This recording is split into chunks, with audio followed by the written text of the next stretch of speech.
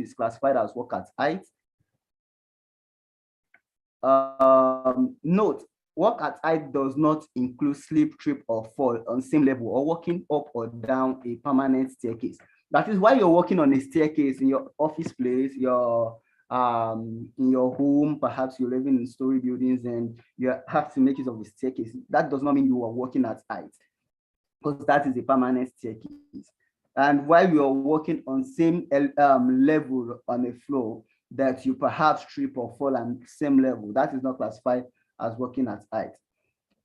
Many people are aware that of the injuries and potential fatalities that can occur when you are walking from height.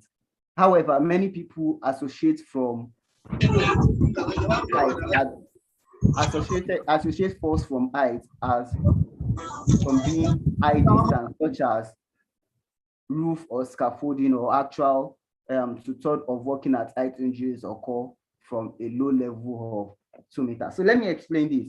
So most often I've met with people in workplaces and in fact in my environment, and they feel like it's until you're attaining a height of 2 meters, 3 meters, 5 meters, 6 meters, that is when you are expected to be careful, or you are expected to put in safety measures in order for you to be safe to work outside. But the truth is that two-thirds of activities that result to fall from heights are not even up to 2 meters. It could be just a small level you have to attain to get to the height of where, but because you don't have a safe working platform or a safe access to gain that height you want to get something for, or you want to make repairs from, then it results to fall. And often this results to broken back, sprains and strains, bruises, and some people it even results to death. A height of walking on a height of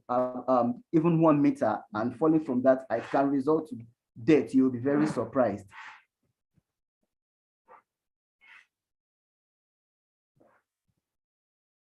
So what should, as an employer,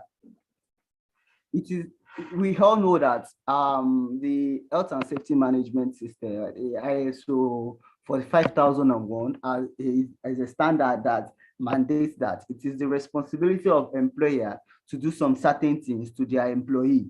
So perhaps you are an employer or you are a health and safety professional, and you don't know what is your responsibility in order to make sure that your workers deliver a job safely. So I decided to highlight some of these here.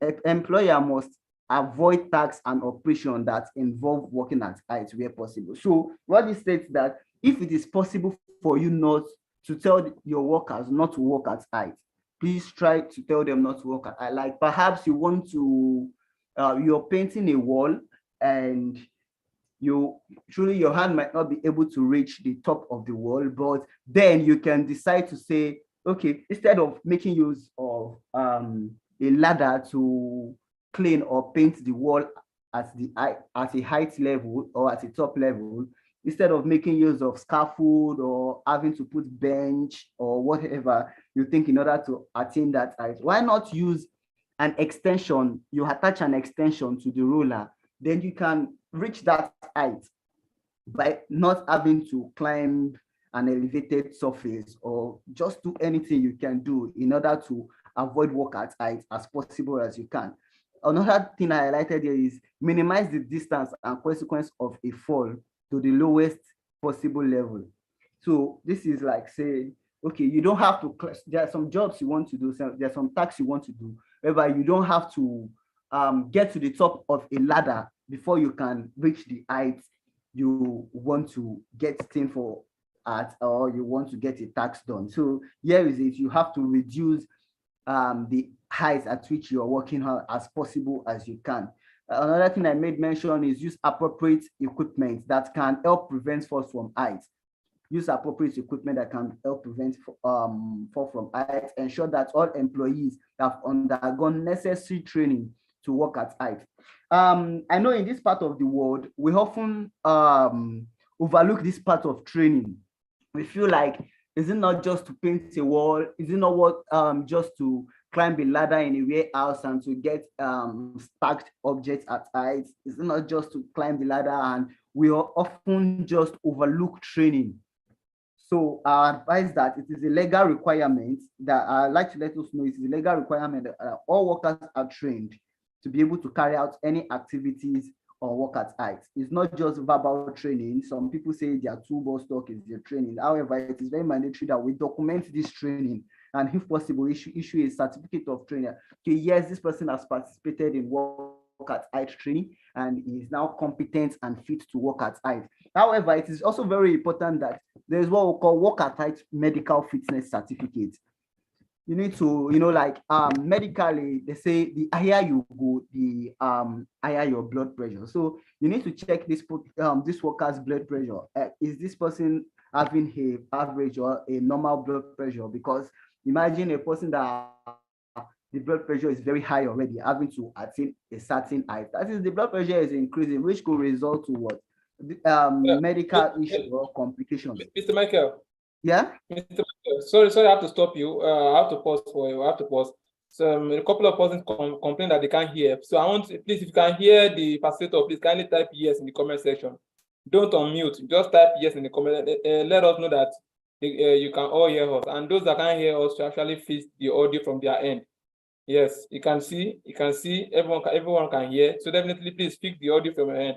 Please, you can go ahead, please. Thank you. Okay. Thank you very much. I hope we can hear me very well. I'm trying to be increase my voice as much as I can. Okay, another thing to ensure while working at height is to ensure that work at height is planned and well organized. You don't just start work at height, then you bring a ladder and then you start climbing up. You need to think what risk is involved, what environmental hazard or what hazard is this task I want to do bringing to the environment, who can be injured and who is safe, what safety measures can I put in place, are people in the environment, are they aware that a work at height is about to be done in this environment? So all these things are things that you should think about. I can't hear. Please go ahead. Please go ahead. All these things are things you should think about before commencing a work at height activity. It needs to be planned and well organized.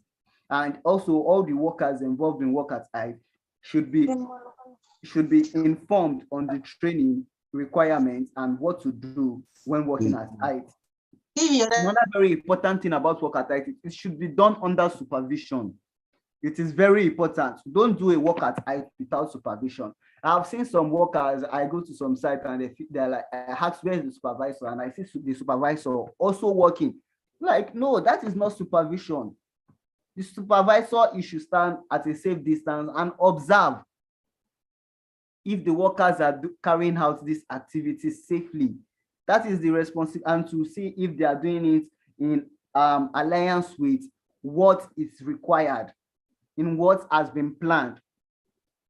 So like if some people in the offshore industry, you see them, they want to work aloft, perhaps they want to paint the ship or land. You just see only one person in some vessels, you see only just one person is working aloft without supervision.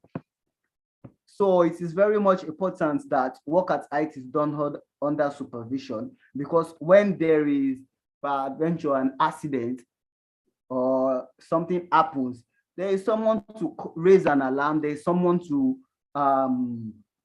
render assistance. This is the purpose of supervision, and to ensure that the work is being done as planned, as scheduled, as the way we have organized it, the way we have discussed it.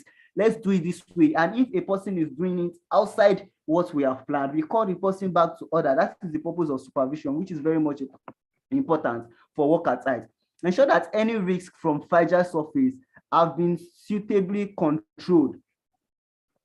If you're working on a fragile surface, you are working on an aluminum roof that could cave, you put in control measures. What can I do? You think, what can I do to prevent this aluminum roof or this steel roof from caving? That is one of the essence of training workers regarding work at height. You tell them you work on the truss, you work on the pole lines, you teach them all these things, show them you don't jump at height. You let them know the risks that are involved on working on fragile surface and out and on how to step on fragile surface. These are things that are required, and work at height is advisable that when you're doing work at height, the training is being organized and it is being supervised by a competent person and someone that has experience regarding it. So another thing very important for work at height, this is very, very important. It is the weather condition. Trust me, you don't want to do a work at height when it is raining, when you have inclement weather, when the storm level is above normal. You don't want to do work at height during this period, because imagine you're working on an aluminum roof or on a scaffold and it is raining. It means the metals are wet, and what could happen as a result of that? It means that someone could fall from height as a result of trip. When you're even in your home, you're working on your tiled or plastered floor, and there's water on the floor. What happens? You could trip, you fall. So it is, however, very important that work at height are not done during raining season or when there is excess wind that could result to blowing of personnel from up or materials or work equipment from up.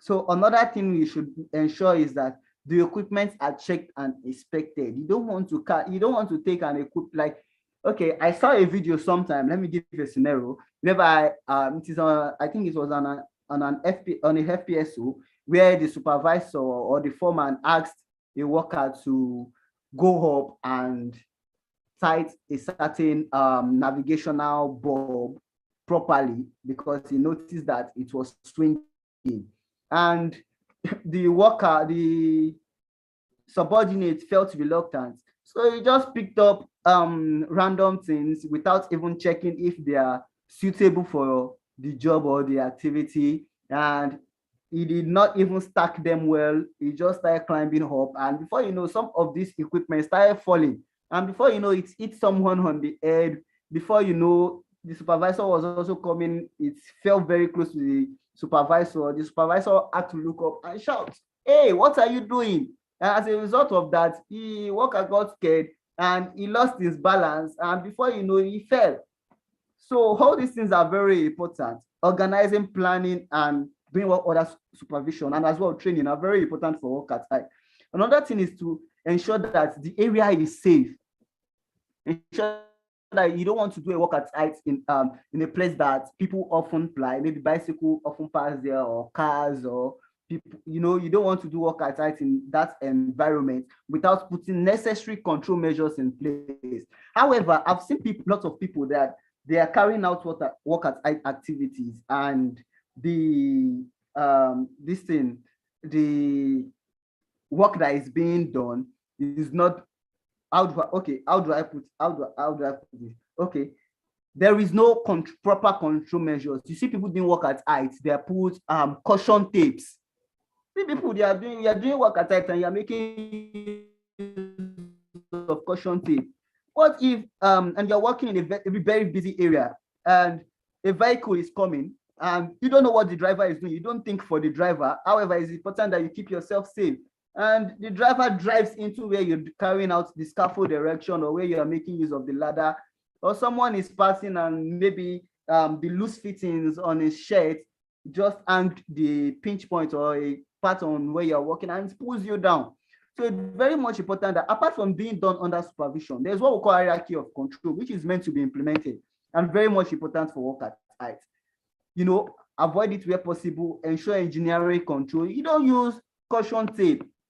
I strongly go against using of caution tape when doing work at height. Make use of engineering control, strong barricades that people cannot jump over, people cannot bend over to access the place, and objects cannot easily run into you. So all these things are very important to ensure that your work area is very safe.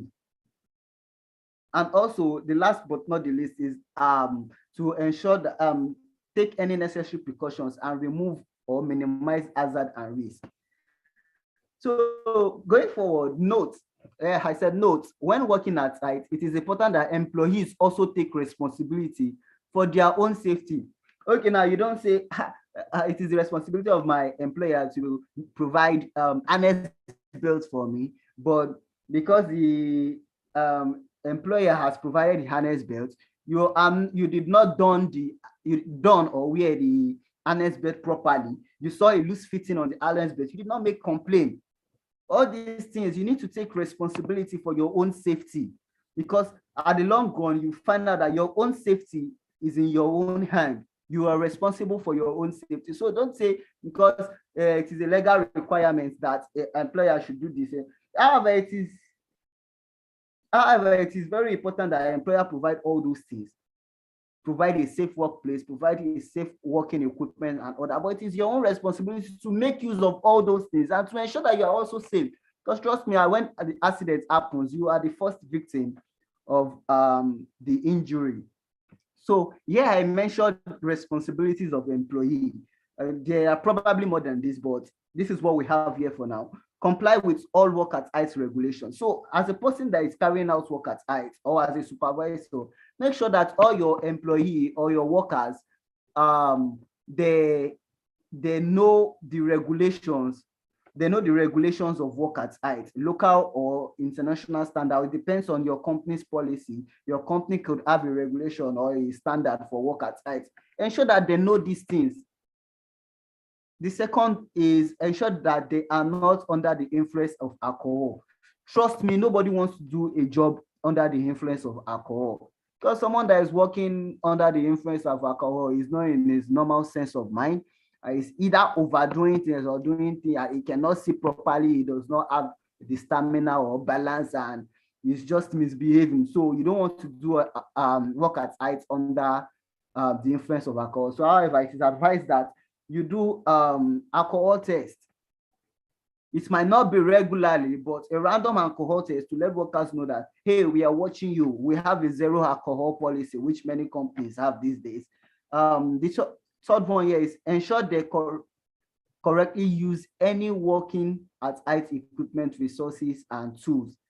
As an employee, it is very important that you use the right working equipment for the right job, for the right task. Like that example I gave earlier, where a person took the wrong tools to work at height. I imagine you are going to a height of about 30 meters, and when you got there, you found out that the equipment that is with you is not the right equipment for the job, or you are making use of the wrong, all these things result to fatigue, and often result to accidents. So trust me, you want to make use of the right equipment for work at height. And another thing is wear your personal protective equipment. It's not just any personal protective equipment, the appropriate one. So wear appropriate personal protective equipment. You don't say because they say you must put on footwear to attain height, you put on your party canvas. I've seen workers do that. You put on a kind of boot, safety boot that has a very good grip on smooth surfaces. You need to check this requirement standard for helmets that it is supposed to be used for work at height. You don't use board cap when you are attaining height. I've seen many people, I've seen some safety professionals put on board cap and they say they want to climb height. This is wrong. I've seen some people making use of helmets without the chin strap. It has to be appropriate for the work at height. Any hazard or risk or danger that they become aware of, you need to report this.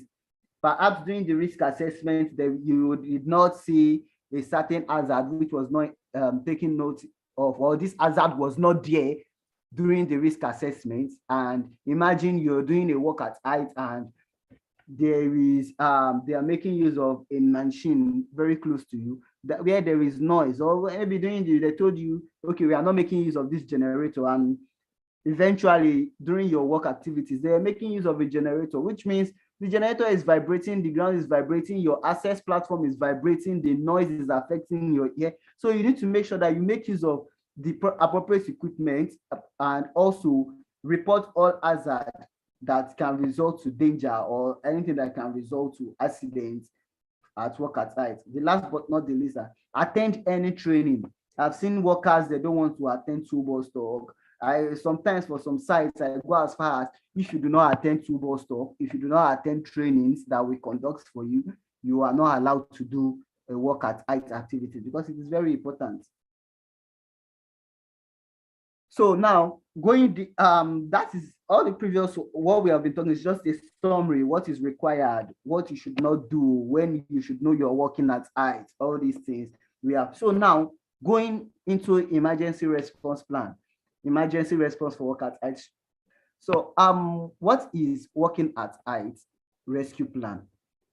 A working at height rescue plan is a pre-planned procedure that is designed to be used in the event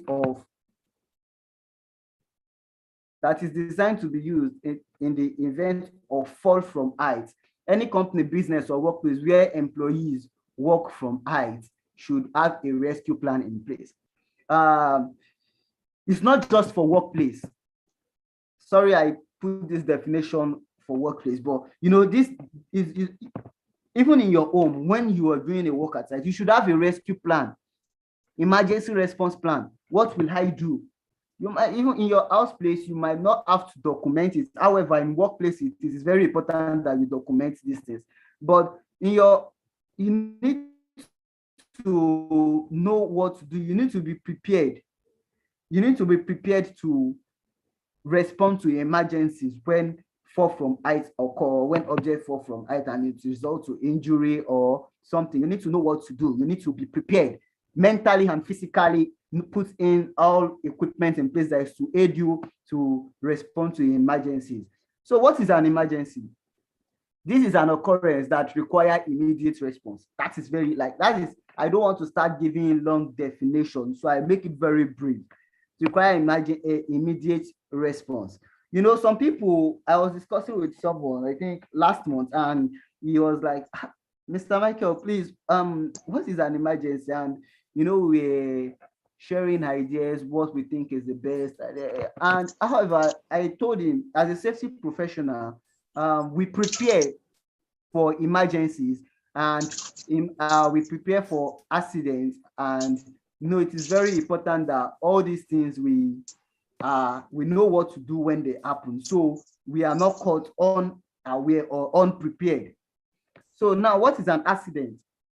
This is an occurrence or event that results to damage of property, loss of life, or injury. So anything that results to damage of property, injury, or loss of life, which is called what? It's called accident. This is UK HSE standard. So this is health safety. The Health and Safety Executive states that the following state that all work at height require, say that all work at height rescue plan, what you need to make sure that is available is to be addressed during work at height rescue plan. The safety of all individuals carrying work at height is very paramount. Information about the anchor points for safety equipment is very paramount. The suitability of any equipment, how the individual will be attached to the rescue equipment, how the individual will be moved using the rescue equipment, information about any medical needs or other needs of individual involved in the rescue. So now all these things are things you should consider during work at height. You want to know the anchor points, you want to know the equipment, how the equipment will be utilized, all these things you need to be very, very trained and understand how to utilize them and when to utilize them and which one works perfectly for which purpose. So all these things are very important. So when dealing with a fall from height that requires the retrieval or rescue of the worker, there is a hierarchy of rescue procedure. So this is a hierarchy of rescue procedure. Lowering the worker remotely, this is a rescue pattern. Raising the worker remotely, this is a rescue procedure. Self evacuation by descending. Rescue other personnel by descending. So all these training measures are things that we put in place, and workers and also supervisors have to know. You want to know which procedure is appropriate for which rescue or for which work area. Let me quickly share a video of an occurrence of what happened during the work at height activity. Let me do this quickly.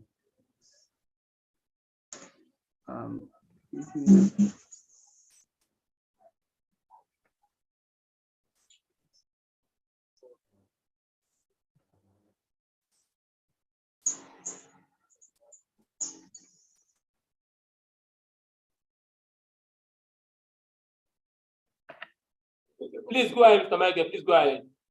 Okay. Please, is this still visible? Yeah, I think it's visible. Yes. Yeah, it's visible. Yeah, it's visible. We can see. Okay.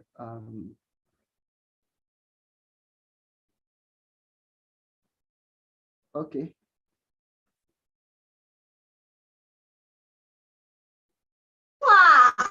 You need to zoom it, please. Can you see this video? No, we can't see it though. Not yet. Not yet. See your page, but you need to zoom it. You need to zoom it so that you can see it very well. Yes, it's getting better. Okay, so can you see the video? No, Mr. Michael, to show us the video, you will need to go to share and go and click on share that video, particular video. You need to share the video. Okay. That's how it works.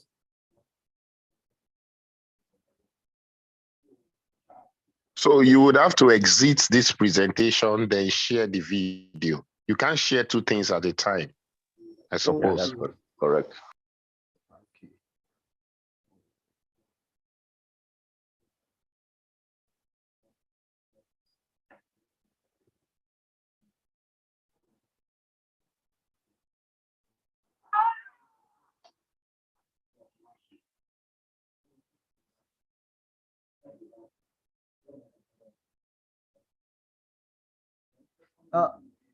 Okay, I think we should just continue because of our time. However, I'll try to share the videos to professional groups, and however you could have reached the training. I hope you will be able to see the training, the video. Yeah, maybe you can share the video link. Yeah, that's what I would do. Wait, can you see the presentation now? We can see Yes, it, but yeah, click on presentation. Click on control 5. Okay. Okay. Okay. Okay, so now we have mentioned procedures regarding work at height. So these are safety measures that we should put, how to carry out emergency response, procedures to do it. And however, like I mentioned earlier, that it is important that each procedure is suitable for the work environment and the type of work at height that is being carried out. So a retriever or rescue can experience complication if there is any obstruction, edges, or other hazard involved. This is because they can increase friction, or the anchor line being cut or worn. So all this explains how, like I said, that different procedure is used for different work at height activities and different work areas. So it is, however, very important that we make use of the right procedure to carry out work at height rescue. So for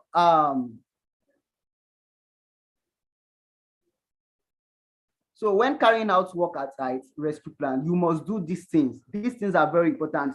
I've seen some people ask, how do I prepare a work at height rescue plan? What am I supposed to do? What are the things that are supposed to be in the documentation and all that? So these are things that you should put in place. Fully assess fully assess the situation before beginning the rescue. You need to know the environment, which procedure is accurate for this certain work area, what can happen during the, you need to assess it. You need to, some people, they call it step back 5 by 5. Do a personal reassessment. Is this thing safe? How can I do it? Is this safety procedure or measure I'm taking, is it okay? Request the relevant medical or emergency assistance. For example, for Lagos and Nigeria, we have, you dial 112 or 767. So while carrying out a emergency response at height, it is very important that you immediately call for emergency response. If peradventure you have an emergency team in your workplace, it is very important that you call them with your radio or raise alarm so that emergency teams can be on standby or can be approaching as you commence the rescue. Identify the correct position to carry out the rescue. So it's not all about just commencing the rescue. You need to be well positioned. Your rescue equipment needs to be well placed. You don't want to go and stay somewhere very far from the rescue victim. You don't, or you will make sure you want to position the rescue equipment very well, because first rule of emergency response is that make sure that you reduce the risk that you are also involving yourself in. You don't put yourself in the line of fire because you want to rescue someone else. So identify the safest anchorage points. Where is it safe for me to anchor? Which anchor points can I make use in order to carry out this emergency response? However, it is very important that you identify this anchor point in your emergency response plan for work at height. Identify a point of safety for the workers to be moved following retrieval. So after removing the person, where do you take the person to? What should you do? Is the area still condoned so that people don't have access to take evidence away or to scatter evidence around and all that? Ensure that everyone involved is aware of the rescue procedure and their role. You don't just, because you want to carry out rescue at height, you don't just start calling people and they don't know what they want to do, and you end up putting them in line of fire because you want to carry out rescue. It is very important that everyone knows what to do and knows how to do it. So these are two things very important during rescue plan at height. Everyone that is involved knows what to do and how to do it. So this is very important. Ensure that everyone involved in the rescue is trained and able to carry out their role. The next one is ensure the rescue is carried out in a steady and controlled manner. So it's not everyone will be involved in the rescue. We have people that are looking out, people that are giving instruction, people that, you know, like what they say is, if you cannot see all while you are involved in carrying out activities. So it is advisable that you have people that are watching out for you during these activities. Ensure effective communication is maintained at all times. Okay, a person is suspended at height, and however, it's very important that you see how you can carry out this training within 5 minutes. So try to put your rescue plan, your rescue procedure to how you can effectively carry it out within 5 minutes of the rescue procedure. So maintain communication with this person. Hello, are you okay? You try to reduce tension and fear in the person. Okay, I am here for you. Okay, what's your name? Okay, I'm coming, calm down. You know, you try to keep the person calm, communicate. As you're communicating with the victim, you're communicating with other people that are around you and your team involved in the rescue procedure. Carefully monitor the condition of the worker and administer first aid where necessary. You want to know, is this person still awake? Is this person bring it on time? Hello? Okay. Is this person still awake? Is there any physical injury that requires first aid? You need to know all this and monitor the person's condition even after rescue. Before and after rescue, however, it is important that you monitor this person's condition. Follow the rescue and conduct a review of situation, process, and outcomes to help identify any area for improvement or learning. So after the rescue has been done, You review it, review your rescue plan. How durable is this rescue plan? How easy was it for us to carry out these rescue procedures? Is there any area of improvement? Are this work equipment perfect for it? What do we need to change? So all these things are very, very much important while carrying out work at site rescue plan and work at site rescue procedures. When do you need a work at site rescue plan? Those in control or in charge of any work at site activities and operation must have an up-to-date, detailed and systematic work at site rescue plan in place that can be used in case of emergency. It is not the duty of emergency service to rescue a worker who has fallen from a height, although they can be contacted in order to offer medical assistance to the individuals who has fallen from heights. If any employee is working at height and could result to an injury if falling from, then it is a legal requirement that a working at height rescue plan is in place. So this is when you need to work at height that could result to fall and injury.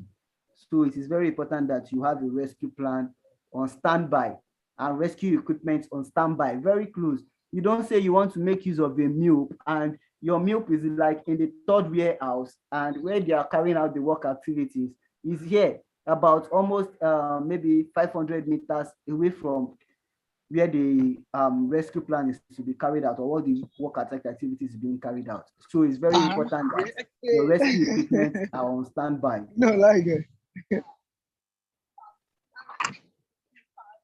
Why is working at height rescue plan important? A working at height rescue plan ensures that all health and safety practice procedures are adhered to. It can help to prevent accidents, injuries, and even deaths. A rescue plan can help you safely rescue someone who has fallen from the height and is suspended in a harness. So a person is suspended in an harness and it is very important that you have a rescue plan. I remember something happened sometimes, like early this year. A worker was telling me one of his places he went to work at height, and a colleague was suspended. He could not render assistance because number one, he has not been trained. He said he has not participated in any work at height rescue drill. So he was in shock and he could not do anything. So it took time before an experienced person came over and had to slowly pull the person back to the height, and they used a MUP to bring the person down. So, you know, all these things are very important doing work at height rescue and doing work at height activities. So I mentioned that any individual who falls from height will be suspended by their life fall arrest system. So this is a very important note that whenever you are doing a work at height, you should make sure that you use a fall arrest system. There's a fall arrest system in place. You don't say this is just a small, you're working on a rooftop and say you have been doing this for 10 years and you have not had any incident of falling from height. No, you don't know when accidents will not tell you when it wants to happen. So however, it is important that you have control measures in place, which is things like your fall arrest system. Individuals involved in rescue need to be aware of syncope. Syncope is a sudden loss of consciousness caused by a sudden flow, drop in blood supply in the brain. So now when a person is suspended at height, let me quickly explain this. When a person is suspended at height with an harness belt, and definitely there is tension. You have tensions on the thighs, on the hands, and on the back, which result to reduce blood flow or blood supply to the brain. And when there is no sufficient blood supply to your brain, you know that this can result to unconsciousness. So as a result of this unconsciousness, it can result to what? Death. So it is very important. That's why I said earlier that you keep communicating with the person to keep the person awake. Because once you are suspended at height, after 3 minutes, you start feeling dizzy. However, it is very important that you keep this person awake. And just be aware of this, that it is very important. That is why I said you need to drive your rescue plan towards rescuing a victim within 5 minutes. Symptoms of syncope include lightheadedness, nausea, feeling of tingling or numbness, feeling faint, anxiety. A rescue plan allows you to rescue workers as quickly as possible if the victim is already experiencing symptoms of syncope or is already unconscious. The rescue plan will advise you to on how to safely support and retrieve a victim or a worker in an unconscious or administer first aid. So in your work at height rescue plan, you need to, I've seen lots of work at height rescue plan, and really I've not seen where this is covered in the rescue plan. Most times you just say, they tell you how they'll be able to make use of their MILP, how the rescuer will access the height, if the rescuer is already a part of the work team, how they will do it. But most times people don't cover this in their rescue plan. However, it is very important when a person is suspended at height and the person is already unconscious. What do you do? That is when it is important. That's why it is important that rescuers and supervisors are trained on basic and advanced first aid. What is required in a working at height rescue plan? So these are things, before you create your rescue plan, you need to do a risk assessment. What are the hazards? It's not just now. See, it is not just the work activity that requires the risk assessment, but also the rescue plan and rescue procedure also requires a risk assessment. I don't know if some safety professionals or offshore professionals there, I don't know if they are finding sense in this. So you have a risk assessment for your work activity, but your risk assessment does not cover the risk involved in your rescue procedure. That is a no. So it is, however, important that risk assessment covers your rescue plan and your rescue procedure. So identify any potential hazard, identify who can be harmed as a result of this hazard, evaluate any potential risk, state any precautions that should be taken, record any findings, ensure that any action or procedure are implemented. So it is not like we have stated a particular action and we have done a risk assessment for it, and then you want to carry out a rescue, you are making use of another procedure that has not been documented or that you are not well briefed in because of rush or anything. Follow the procedure, implement it, and after the rescue, if there is any correction to be made, then you adjust. Working at height risk assessment should be reviewed periodically if there is any change to the work site or employees that could affect the effectiveness of the risk assessment. They would also be reviewed following a fall from height. So this is it on that. So here we have rescue procedure. So the rescue procedure helps individuals who are involved in the rescue to know how to proceed, what to do.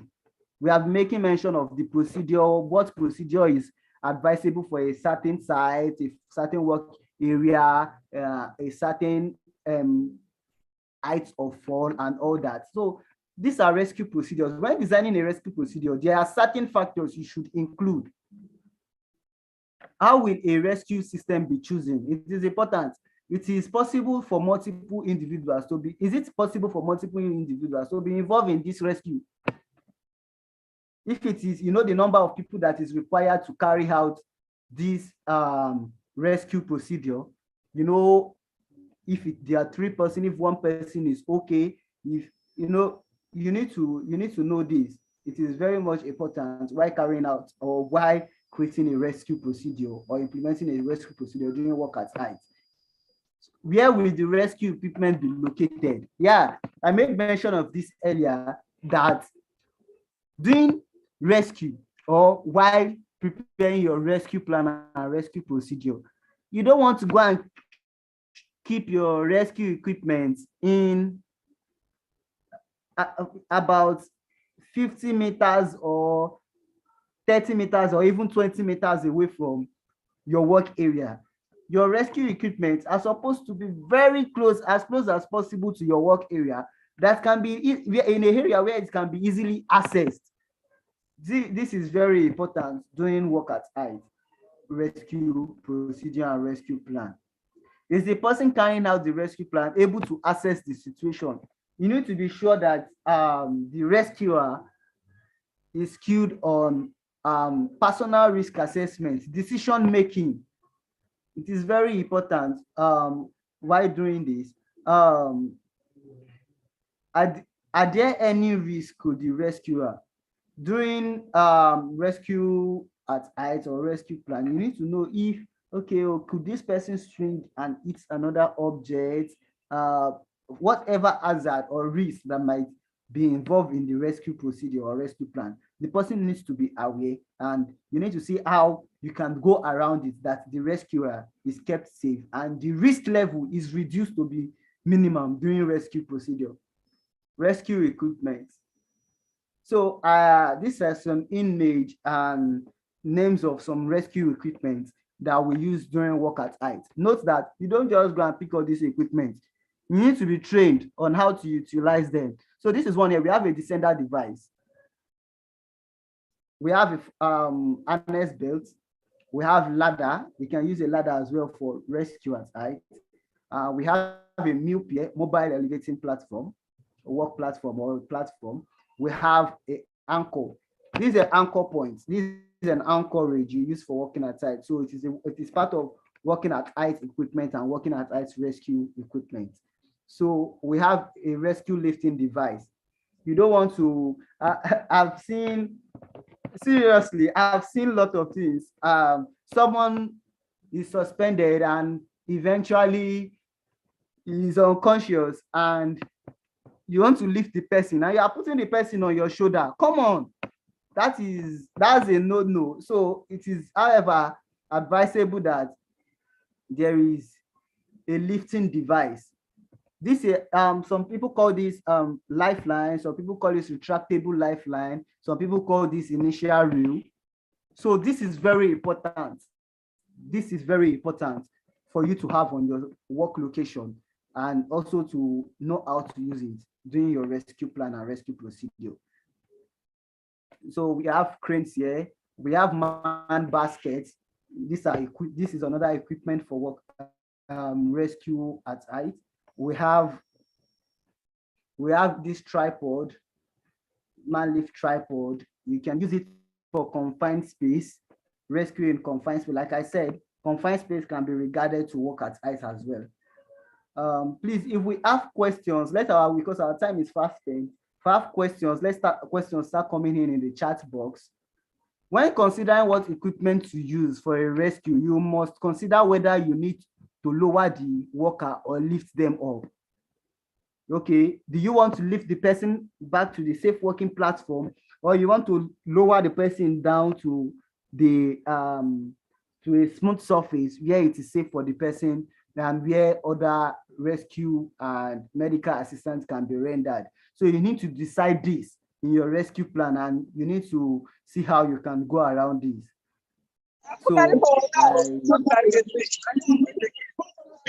So working at height rescue. So these are procedures. You want to choose which one is suitable for which. Okay, when choosing a work at height rescue procedures, you want to see which procedure and which equipment is required. You want lowering a worker remotely. You want to see, okay, can my employee make provision for, can my employer make provision for initial reel? Is this, and you need to see how easy it is to access these things and how comfortable it is. These are things you need to decide on when choosing a rescue procedure. So self-elevation by descending, raising the worker remotely, lowering the worker remotely, rescuing another person by descending. The person carrying out the rescue. So a competent person who has sufficient training, experience, skills, and knowledge should carry out a rescue. A person that has not been trained or does not have the skill or experience on carrying out rescue at height or rescue in general, don't do be involved in a rescue of a person when you have not been trained to carry out this rescue.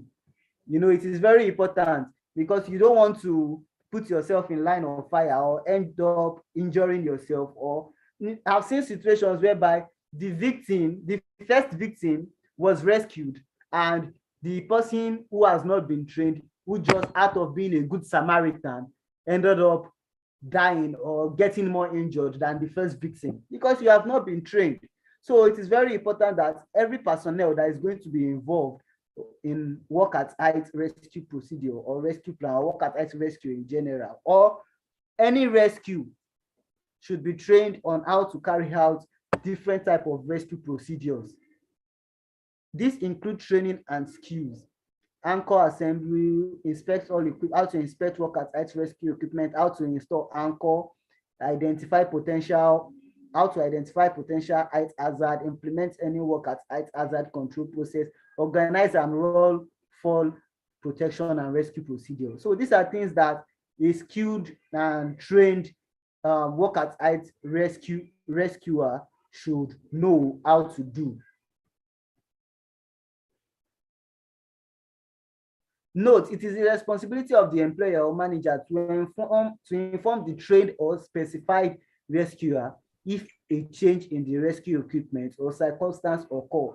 The specified rescuer should also receive refresher training yearly. Yeah, I put every year. However, companies' policy and standard is required. Some companies can be biannual, some countries it can be every 3 years, some countries it can be quarterly. So it depends on your company's policy on training. So now I've also seen where, okay, initial rule, I showed us initial rule earlier. This is initial rule, and this was what was planned, and this was what is in the rescue plan, and workers have been trained on how to make use of initial rule during when emergency or rescue. However, this was not made provision for. This was what was made provision for, and the workers are not aware of this. Now, the question is, there is no operator to operate the MUP to attain the level in order to rescue the victim. This has not been documented, and people have not been trained on how to utilize a mobile elevating platform to rescue a victim at height. Look at this. Now the equipment was provided, but nobody is aware, nobody has been trained, no operator on standby, and this results to death of worker on site because nobody knows what to do with a MUP. Nobody knows how to operate it. So it is very important. That is why I said here that it is very important that workers are trained and are refresher training informed on change in rescue equipment or rescue procedure. So this is a first aid. It is very important. This is important, paramount. You need to have a first aid while doing the work at height on standby. This is very important, and you need to detail in what to do in your rescue plan and how to use experienced and trained first aider need to be on standby. What emergencies should a working at height rescue plan cover? There are several emergencies that a working at height rescue plan should cover. Some of these scenarios can occur more frequently than others, but the rescue plan should consider all eventualities. A rescue plan should not solely include fall from height, but should also include other accidents that could occur while working at height. So it's not just about workers falling from height. We have objects falling from height as well. So your rescue plan and your rescue procedure should entail all these things as well. You see, we are here highlighted what different rescue incident or accident that requires emergency rescue that should be included in your work at height rescue plan. So as a professional or as an individual, you want to have this, you want to know this, you want to include this in your rescue plan. So we have workers falling from height. We have sleep on a surface at height. You want to know what to do. Workers need to know what to do when there's a slip from height. Injury or concussion from falling objects. What do you do? Is this in your rescue plan? Unexpected medical emergency that results in fall from height. You want to know what to do. Perhaps one of your workers could eventually be convulsing and is at height. What do you do in this scenario? Somebody is started convulsing while at height. What do you do? Workers need to be trained. This needs to be documented. This needs to be placed in your work at height procedure and rescue plan. Falling to a level below ground level. So all these things are things that we want to put in our work at height rescue plan and work at height rescue procedure. So that is that on emergency response. That is a summary. Trust me, work at height rescue is very wide and is very wide, and we should be people should be trained and informed very much before carrying out work at height. So thank you very much. Mr. Waliu, are you there? Mr. Waliu? Yes, I'm with you. So I think we can have questions now. We can have additions and we can have subtractions. All right, thank you very much. It's a very much enlightening session. Thank you so much for the privilege, and thanks for taking your time to educate us on this very important topic, most especially in the oil and gas, in the construction, and even in the manufacturing industry. They make use of these work at height. And we need to understand the rescue, how to carry out emergency and rescue procedures when it comes to working at height. We have some contributions here. Mr. Iganga said, negligence to safety training and to bus stop. What should you do? Hence, the safety culture of the organization is not effective. I think that's the contribution. It's actually frustrating. I understand you mentioned that mobile liberating work platform could be used for rescue. What happens when you have no easy access to the MEWP to reach the fallen worker or the work location? Also, how long will a worker who fell into his harness suspended stay in the suspension trauma institution before he could fall into a state of unconsciousness if not attended? I think you should answer that one. Okay. I made mention of rescue plan procedures, and I mentioned about 4 to 5 rescue procedures, and also I also listed and showed us image of different rescue equipment. So it is very important that any work at height rescue equipment you are making use of is going to work for the certain work you are carrying out, and your workers are trained on it. And on how many minutes should a person be suspended at height before rescue? You should not make it more than 5 minutes. Your rescue procedure, your rescue plan should be, you should be able to carry it out effectively and safely within 5 minutes. Response and rescue should have taken place. So that is it for that. I hope you are okay with that. Yes, in addition to what he said, that is why we carry out risk assessment before we start any job. And part of what you have in your work location, part of the standard requirement in your work location should be easy access and egress, not only access to humans, but also access to, in case you have emergency situation. Anywhere you're having your workers working, there should be a plan for emergency situations. So if you're having a work attack in a particular location, you should reflect in a good risk assessment how you intend to plan for emergency and you intend to evacuate those that might be involved in the emergency. And also about the time.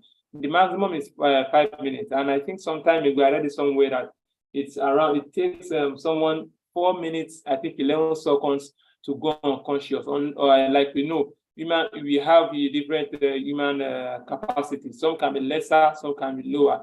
So you shouldn't wait for it to get to the extreme before you find a way to rescue that person. And I think that answers the question. Then we have under condition, the need for a catch platform is necessary where MEWP is not reachable. Okay, so can you also talk on that, Mr. Michael, catch platform? Come again. Someone said the need for a catch platform is necessary. Okay, yes. Regarding that, you could use something like a net. Let's say you are working on a scaffold or you are doing a roofing job, and there's a possibility of caving or a personnel falling from.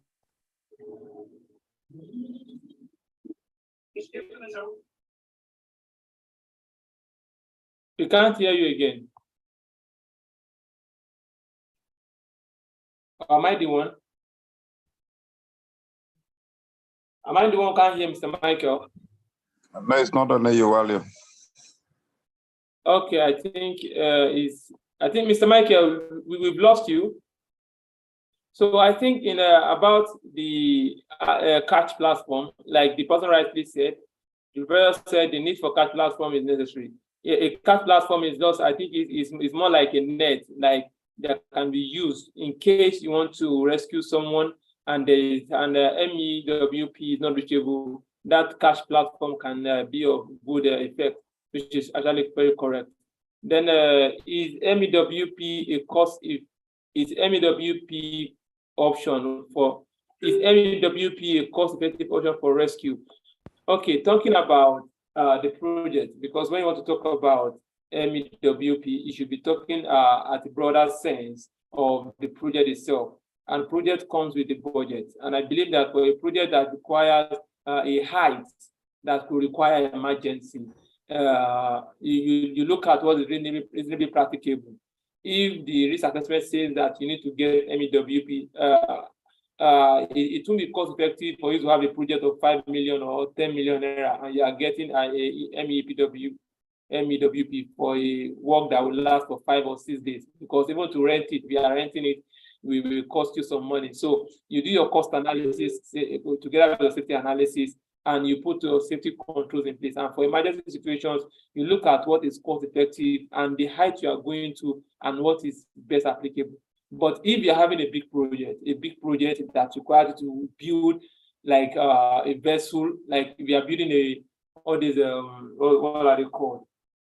All these big tanks, I think they call them vessels too. All these big tanks, for example, you definitely, such projects are not, they are not one naira project. They are projects that cost millions and billions of naira. So I think 20% of your cost projects on safety is not too much. So depending on what you have, that will determine what you want to talk about. So we can't be going to cost analysis for now, breaking it down to see if your MEWP will be cost effective, but it's a good option in order to save life. The cost of life is more than any other cost if I'm talking about. So Mr. Kolawole also said, Michael Odaisi, all these factors you mentioned would be considered in emergency response plan risk assessment. And adequate, sorry, I'm missing something here. Okay, let me zoom it. Okay, all these factors you mentioned will be considered in emergency response risk assessment, and adequate control measures will be put in place for all these factors. Okay, I think that is in response to his question on the cost effect. Okay, beautiful. How can we differentiate accident from emergency? Mr. Michael, are you there? Mr. Michael Adegoke, are you there now? Mr. Michael Adegoke, are you there? So I think I can go ahead with the answers. I think I can go ahead because of time. I think I saw Mr. Timothy. Saw Mr. Timothy the other time. Okay, I think he has left. We have a lot of professors on call. So I don't want it to be only me answering that question. So oh God, I can't be able to scroll through. Because of time, let me just give response to those I can rest. Okay. Mr. Michael, are you there? Mr. Michael, are you there now? Mr. Michael Adegoke, are you there?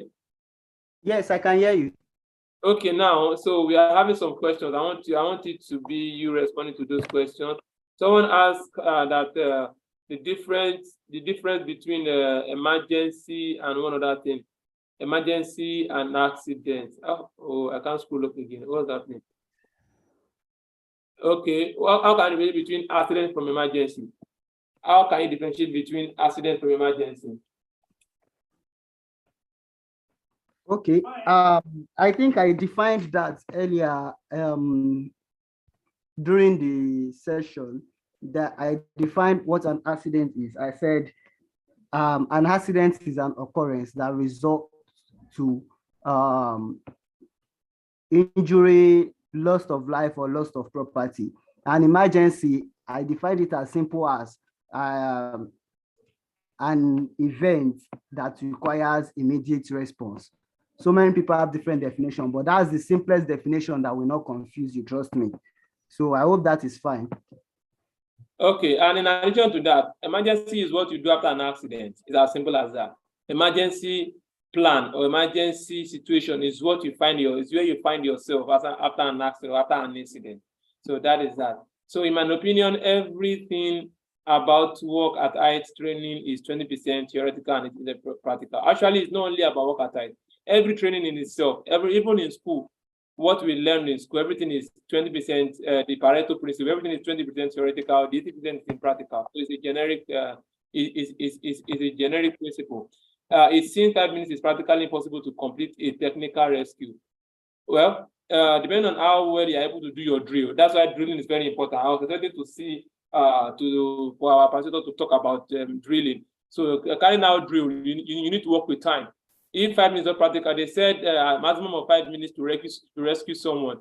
So definitely you need to make sure that everything is in place and you carry out your drill. Even when you are doing your normal drill, the fire drill, there's a time that's allotted. I think it's around 58 seconds. If everybody does not gather between 58 seconds or 1 minute or so, definitely your drill, then it also depends on the facility, the size of the facility, and how widespread the people in the facility are located. That will determine the time, but it's always within 1 minute and 1 hour, 15 seconds whenever there's fire. Because for fire to come, if there's a real fire, within seconds, it has covered the whole building. So definitely you need to look at the lower time to carry out your rescue. Same thing applies to this. When they say 5 minutes for someone to be unconscious, for someone to be suspended, it takes the person 5 minutes to still be alive. Definitely for your rescue should be less than 5 minutes. So there's no issue of trying to scrutinize if it's practically possible or not.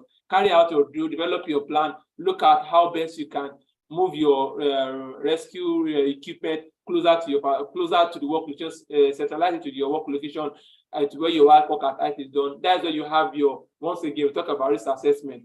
Risk assessment is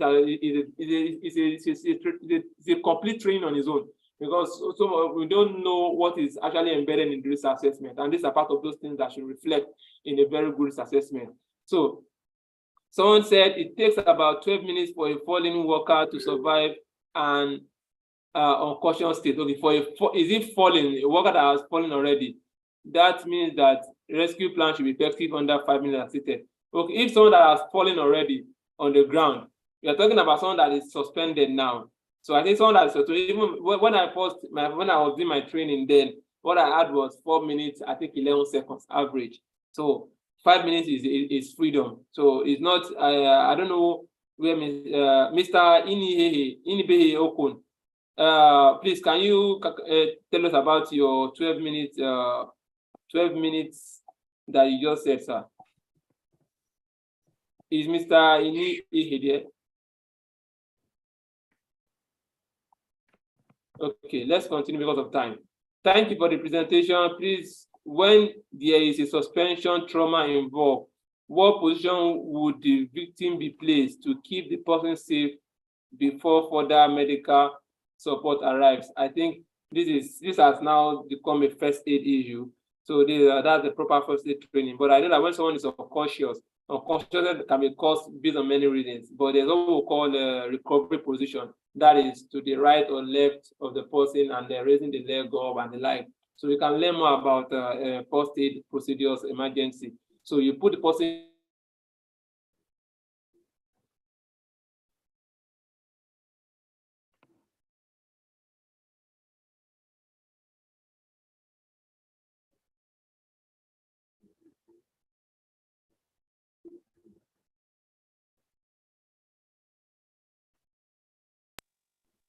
Hello? I think Mr. Waliu's network is breaking.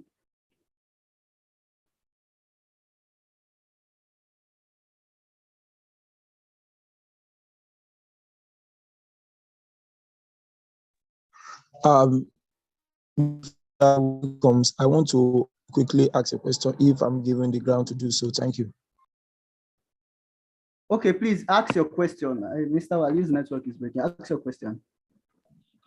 Okay, please, thank you.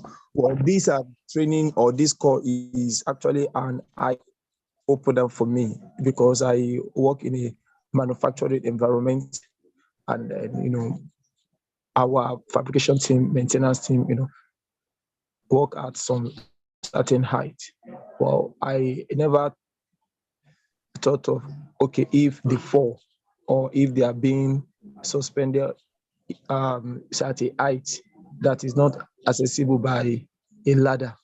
Sometimes they go and work on our overhead tank, or contractor comes to install some network cable IT or a radio wave Cobra net, and then at that very tall height, and then if the forward can be done. Now, my question is, now, because like my firm, we are into manufacturing, and then I don't think the management can go and buy a MIP for work at height that are not done frequently.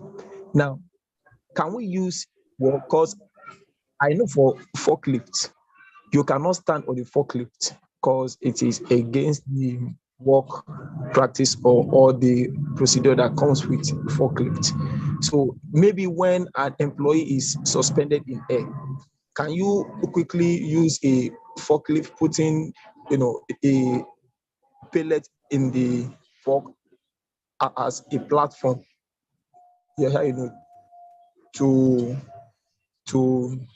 to bring the employee down when being suspended at height, knowing fully well that forklift is an hydraulic equipment, and I will also know if MIP2 is also hydraulic equipment. Thank you. Okay, that's a very good question. It is not advisable for you to make use of forklift to rescue a victim that is suspended at height. That's a no-no. However, you can, like you said, getting a MIP or renting one can be expensive, and as a safety professional, you however want to see how you can cut costs, which should not be at the expense of the employee or of getting the injured or killed. So you want to see, I made mention of use of initial reel. This initial reel is a lifeline on its own, whereby once a worker is suspended at height, you can attach, like it is one of the simplest equipment to use, and the procedure is quite straightforward if well enlightened and trained on how to. You just, once the person is suspended, all you have to do is to roll it as a rail. You can, let me see if I can share my slide again. So you have a, can you see my slide? Can you see my slide? Yes. Okay, let me show you the initial reel. Yes, sir. So this is the initial reel. So what you need to do is, if you can just have one on standby, perhaps there is already other lifeline, and since you're saying they are suspended, it means they're already making use of a harness belt. You can make use of this initial reel, have one or two on standby. I think this is less expensive to getting a MIP. It can be used as the equipment for your rescue plan, but it is a no-no for you to make use of a forklift or these things. No. So you can get this. You can make use of ropes. If you can do manual rescue. However, that requires extra skills and competency. But this one, everybody, you can just do a brief training, invite somebody to train you and your workers on how to do this. how to make use of this, do a practical section, do a theoretical session like this, and you are good to go. I hope that answers your question. All right, thank you, Mr. Adegoke. We should know that MIP is not only the equipment that is being used. In fact, MIP is not only used for a rescue. MIP is generally being used for worker types. That's why I was talking about cost analysis the other time, the cost of the project and what are the budget for the project. MIP is an equipment that is being used for worker types. For example, they are carrying out installation of fire hydrant pipes at that particular height. They use MIP, and it's because it makes work easier and faster. You get what I'm saying? And you can access the height. So apart from MIP, scaffolds are being used also. Please, let us mute. Let us mute. I don't know who is causing it. Please let us stay mute. So MIP is used for work attack generally, and apart from the MEWP are talking about, there are other things that you can use for rescue. They talk about the cash platform. They talk about the human. They can use trained personnel. There are people that are trained to rescue people at height.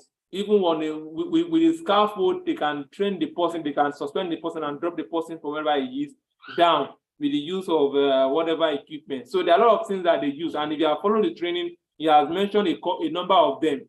Like in this diagram now, he's showing one equipment on this diagram, he's showing one equipment with us now. That is also being used. So there are so many equipment that can be used for rescue. Please, we've told Mr. Inihehe, who has been giving us some hint to unmute himself the other time, but he has not. He's dropping another information now. Said the MIP is not ideal for rescue.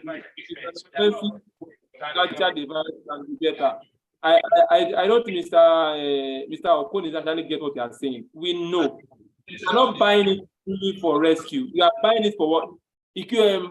Companies that have it in their facility, you can also use it to rescue someone at tight. Because you just need to bring this thing up and also bring it down. And they can also use what we call cherry picker. Cherry picker is also an example of mobile related work platform too. You can also use the cherry picker depending on what is obtainable. There are so many things that Mr. Adegoke has mentioned for our work at tight rescue, which is also part of it. Depending on what is available and what is obtainable for your project or your facility. Please, Mr. Adegoke, please kindly go ahead with the next question. Okay, I don't think we have any more questions here. Or raising their hand. Okay, please answer Mr. Amo. He said, what are the other devices or equipment for lifting that is a company that can afford the MEWP? My company made use of forklift, and I think you have already answered this. I've addressed that. I said forklift is not advisable, and some persons here said OSHA does not. Well, he's not sure. But however, we can use MIP. We can use MIP. You can use your MIP as a rescue equipment, and you can make use of man baskets, especially for people working in. So I've made mention of a lot of rescue equipment. You can, as easy as ladder, you can make use of a descender device. So there are a lot of equipment that is less expensive, or do I say affordable, that you can use. So let's not focus only on the usage of MIP. Do we have other questions?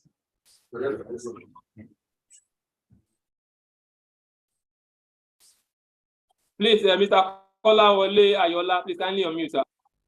Mr. Kolawole Ayola, please kindly unmute. Hello. Hello. Mr. Kolawole Ayola, please kindly unmute.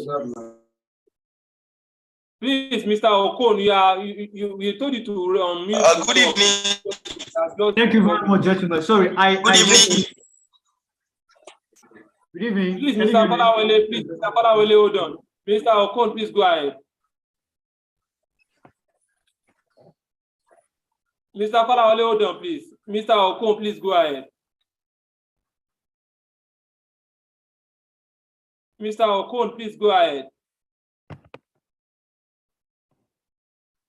I said we have about 10 to 15 minutes average time for the blood in the fallen person to run to the brain. So that's why I've seen literature talk about average of 12 minutes. So having 12 minutes as an ideal time for rescue before the person who is unconscious will have blood run through into the brain due to this trauma under suspension. That's what I was trying to propose there. That's why I brought up the 10 minutes average time or 12 minutes average. So if the 12 minutes is to enable plan risk assessment, effectively organize the rescue, that means the person has chances of survival under that 5 minutes. I don't know if you're getting me. We'll get you. I've worked on a project that we had that, and on a project, what we actually did was we arranged a catch platform and we had net. Now, the catch platform was like a mobile scaffold that was up to about 12 meters high, well braced and studded. And we also had the net that we used. And under the fall arrest net, if there's an event of a fall, the person will fall into the net. Then with the catch platform, we can now move the platform to where the fallen person is suspended.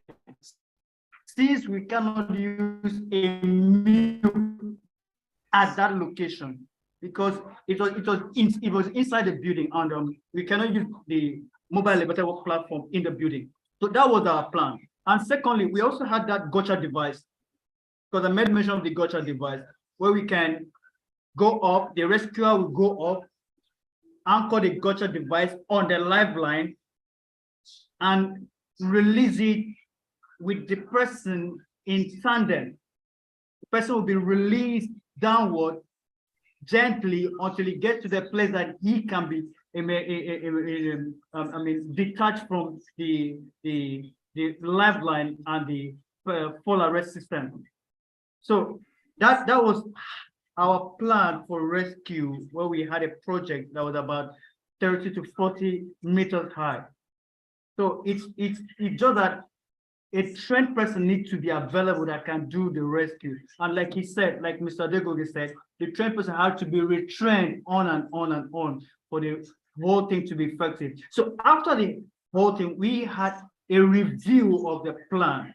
And the review was a year after. We had a review a year after. And every year we keep reviewing the rescue plan. Thank you very much.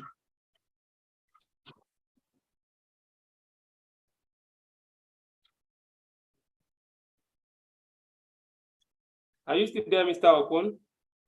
Yeah, I'm true. Thank you. That was my submission. Thank you so much. That was wonderful feedback. Really appreciate that. And we've really learned from you. Thank you so much. So, Mr. Kolawole Ayola, please. Can you unmute and let's. Thanks to Mr. Kolawole, your network is very bad. Good evening, everybody, and good evening, Mr. Adiku. Loud and clear now. Your voice is keeping. I don't know if. Can you hear me now? Yeah, it's better now. Please go ahead. Okay. Good evening, everyone. It's just a little contribution, so that I just want to add the issue of the forklift for rescue plan, and also to contribute and to add to what you said concerning what is available. And for me, we don't need to condemn forklift entirely, even if it might not be part of the rescue plan. In terms of emergency, time is of essence. There are hello, can you hear me? Please, your network. We can hear you, but your network is hello. Please hello. Go ahead. Hello.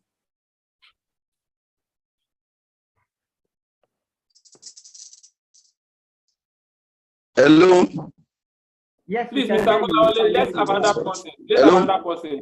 Your network is not that strong. Mr. Wale, you can hear me? I can hear you, but you can't hear us. Your network is bad. Mr. Goodluck, Engineer Goodluck, please can you go ahead? Please, Mr. Kolawole, please can you fix your network issue? Mr. Goodluck, please can you go ahead, please? Okay, thank you very much for this privilege and for my ability to join this platform this Sunday again. I've listened carefully to the presentations this evening, and there are a lot of things that we'll actually need to go into. First and foremost, in any activities that involve work at height, there are permits to work system that will specify what activity to be done at a time. Because there are some activities that cannot take place simultaneously.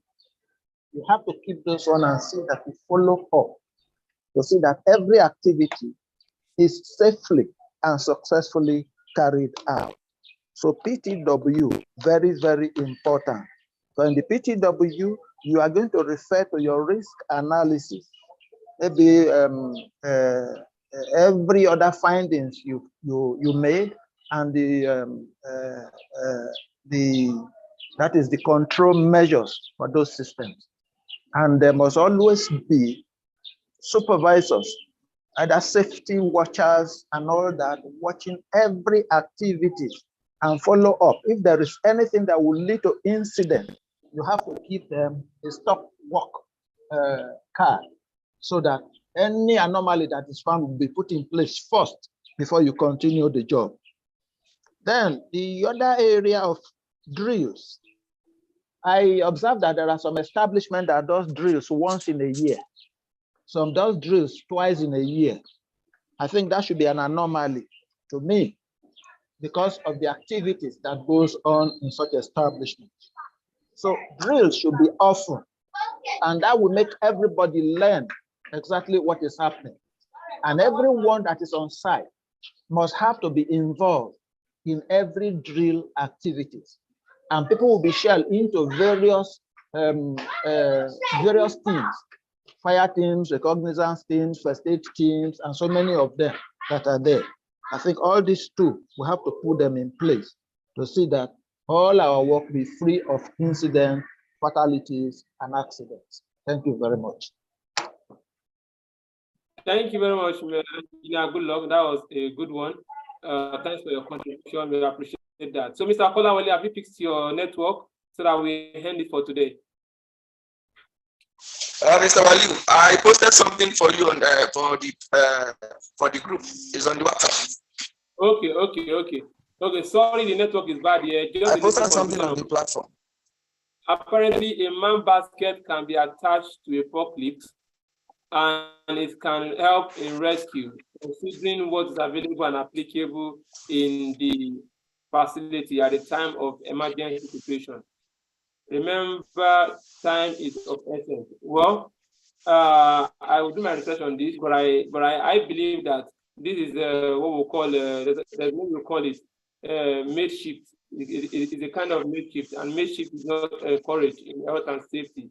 Instead of waiting till there's an emergency and using what's available, why can't you carry out a good risk assessment, risk management techniques, and realize what are the things that you will need? And that's why we are professionals in the field of health and safety, to be proactive in our approach and to suggest and advise management on things that are needed ahead of possible consequences. So that will help, that will guide us in having things available. Not when there's an accident, you start making use of what is available and available in the facility. I can remember the flexible road accident, one of the major disasters.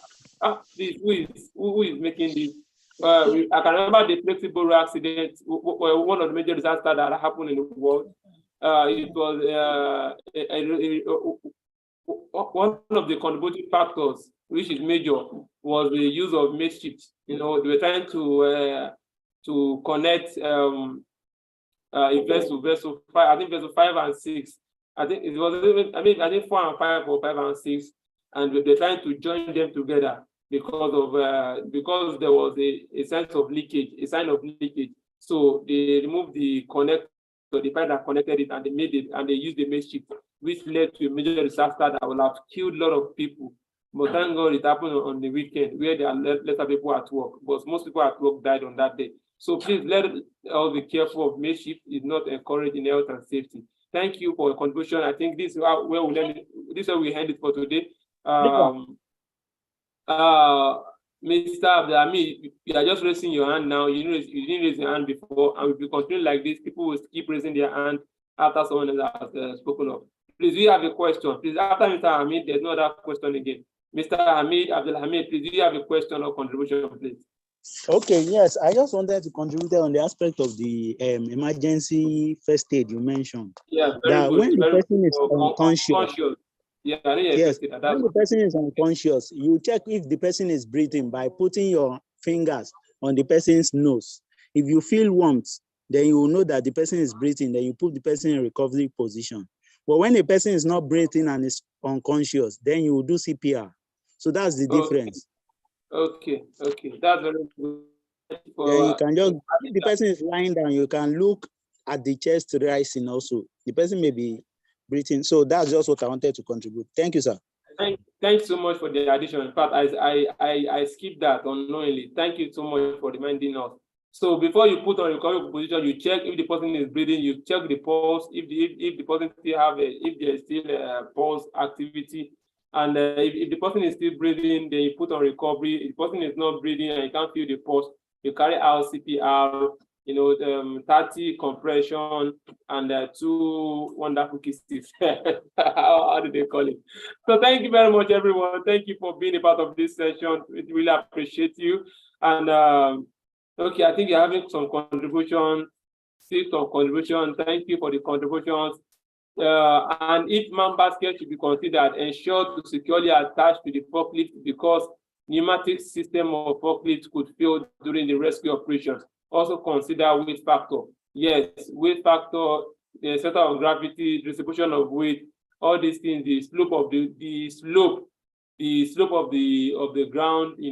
Forklifts are they have lower contact surface area. I think you understand what I mean. So thank you so much. Thank you so much for all the contributions, the training, the contribution, the facilitation, Mr. Michael. Thank you all for everything you've done. We appreciate you. And for those whose name are showing as Michael Adegoke, because they went to click on Mr. Michael Adegoke's personal link, which he shared. We are so sorry for that. I hope you all learned that most important thing. Mr. Engineer Daniel Saiki, Mr. Christopher Inyang, Mr. Onifade, Mr. Kingsley, Mr. Emeka, Mr. Oko, Mr. Kola Wale, Mr. James, Mr. Azubike, Mr. Philip, Mrs. Miriam, Mr. Essien, Mr. Iganga. I can see so many people here. Thank you all for joining. Hopefully, we'll be having another wonderful session very soon. Always keep in touch. Always make sure you're present. Always make sure you are here. Please, this one, there's no certificate too. There is no certificate. I don't want to be asking for certificate too. There's no certificate too. Certificate comes once. I think once we plan it for once in 3 weeks or once in 3 months or once in 4 months. Please, this one, there's no certificate to. Please don't kill me with. People almost exhausted my life because of certificates. They wanted to kill me. They wanted to kill me because of certificate. Please, this one has no certificate. What we are doing is adding knowledge, improving ourselves, improving our competency. If you want training that are of certificate, please, you can reach out to us for our trainings that we carry out that involve issues of certificate. Thank you very much. Thank you, Mrs. Stella Okonkwo. I can see you, Mr. Showell, Mr. Kashimu, Mr. Samuel, Mr. Efiam, Mr. Sylvester, I saw Mr. Aluko, Mr. Sylvester Azibe, all the Mr. Michaels that are here mistakenly, Mr. Amoti, Mr. Bakari. I saw Mr. Engineer Trukulawal. I see Mr. Brown. Everyone, thank you so much for coming. See you all again some other time. Anytime you see our videos, anytime you see our link, always try to access it and let us learn together. Thank you so much once again. Thank you and God bless you. Thank you. You can too. now unmute and say bye-bye. Thank you so much. Thank you too. All Appreciate right, it. bye. Thank you too. Thank you. Thank you. Thank you. Thank you so much. Thank you. Thank you. Thank you. Thank Thank you. you God so much, bless you. sir. Thank you very Thank much, you. sir. Thank you. Thank you. Thank you.